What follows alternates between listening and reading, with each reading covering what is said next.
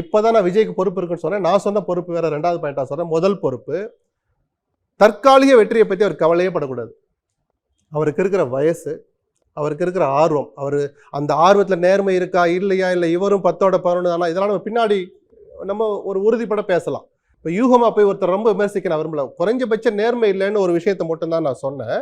அப்போ விஜய் நம்ம 2 பேரை கிழிச்சு தொங்க விட வேண்டிய விஜய் ஒரு ஆளை பத்தி மட்டுமே பதுங்கிறது ஏன் தான் நான் திருப்பி கேட்டேன்.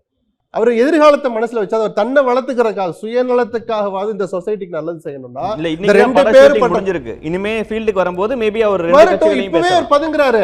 அதிமுக ஏன் செய்யல? நீங்க யார் அந்த தம்பின்னு கேட்கறீங்களா? அந்த தம்பி என்ன பண்ணாருன்னு ஏன் கேட்க மாட்டேன்னு விஜய் கேட்கணும் சார்.